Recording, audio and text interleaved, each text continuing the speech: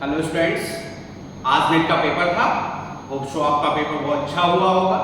Paper हो जाने के बाद अक्सर दिमाग में आता है कि पेपर का लेवल जाने और खासकर अपने टीचर्स से पेपर के बारे में पूछें कि पेपर सर कैसा आया था।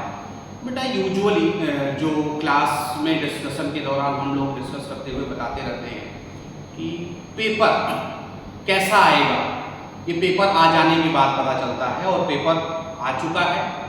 फिजिकल पेपर एक दो मिले, रैंडम मिले, उनमें जो क्वेश्चंस देखे गए, उन क्वेश्चंस का जो लेवल देखा गया हूबहू वैसा ही रहा जैसा कि क्लास के दौरान हम लोग डिस्कस करते रहे हैं कि न्यूली फ्रेम्ड क्वेश्चन आते हैं और जब भी क्वेश्चन की फ्रेमिंग नए तरीके से होगी तो क्वेश्चन का लेवल थोड़ा बढ़ेगा, पेपर का लेवल थोड़ा बढ़ेगा। सब्जेक्ट वाइज अगर एनालिसिस करें तो अभी फिजिक्स और केमिस्ट्री के सब लोग भी थे, हम बैठ के पेपर उनके साथ डिस्कस कर रहे थे। तो फिजिक्स का पेपर पिछली साल की तुलना में इस बार थोड़ा टफ आया था। मीन्स बहुत टफ भी नहीं कहेंगे, मॉडरेट लेवल का पेपर था। केमिस्ट्री में हर सेक्शन से क्वेश्चन इक्वली आए हुए थे। जैसे फिजिकल केमिस्ट्री के क्वेश्चन यूजुअली थोड़े ज़्यादा होते हैं, लेकिन फिजिकल इनऑर्गेनिक ऑर्गेनिक का एक अच्छा बैलेंस देखने को मिला। ऑर्गेनिक के क्वेश्चन थोड़े ट्रिकी आए हुए हैं। फिजिकल में न्यूमेरिकल अप्रोच पर फोकस किया गया है। अगर हम स्पेशली अपने सब्जेक्ट बायो की बात करें तो बायो में आप जानते हैं बॉटनी और जूलॉजी और कुछ जनरल बायोलॉजी के चैप्टर होते हैं। जैसा कि मैंने आपको पढ़ाते वक्त डिस्कस किया है, आपके टीचर्स भी डिस्कस करते रहे हैं, जो भी सेक्शन देखते हैं कि ईच एंड एवरी लाइन का इक्वल इंपॉर्टेंस होता है बायो में। उसी तरीके का पेपर आपको देखने को मिला होगा।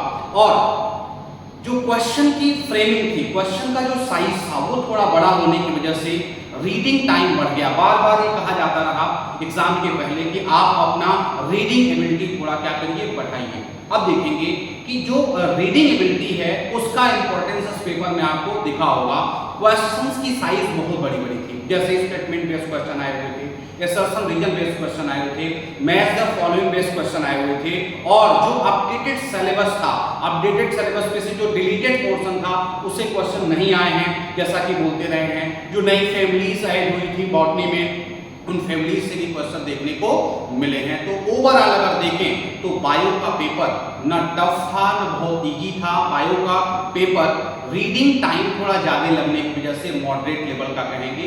और जितने भी क्वेश्चन थे वो टॉपिक्स रिपीटेड थे, लेकिन सभी के सभी क्वेश्चंस के जो थियरी पब्लिश थी पेपर में वो सभी के सभी क्वेश्चन क्या थे, नए थे। हाँ, पेपर एनसीईआरटी बेस्ड था, लेकिन एनसीईआरटी में से भी कुछ ट्रिक्स बना के क्वेश्चंस पूछे गए थे। जैसे अभी मैंने पेपर देखा तो एक बायोडाइवर्सिटी कंजर्वेशन से क्वेश्चन आया हुआ था।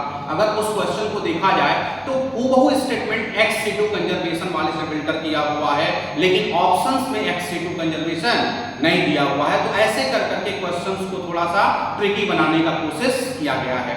अगर देखें कि किस पोर्शन से क्वेश्चन ज्यादा आया हुआ था तो बेटा जेनेटिक्स के भी क्वेश्चन उसी बराबर के दिख रहे थे जितने कि प्लांट फिजियो के थे। ह्यूमन फिजियो के नंबर ऑफ चैप्टर ज्यादा होने की वजह से वहां पर क्वेश्चंस भी ज्यादा आए हुए थे। अगर आप देखें तो डाइवर्सिटी का भी क्वेश्चन दिख रहा था। अगर मैं अपनी निगाह से देखूं तो जैसा मैं पढ़ाते बोलता रहा हूं कि हर सेक्शन को एक बराबर वेटेज देंगे, तो उसी के बराबर क्या क्वेश्चन का लेवल भी था। थैंक यू बेटा।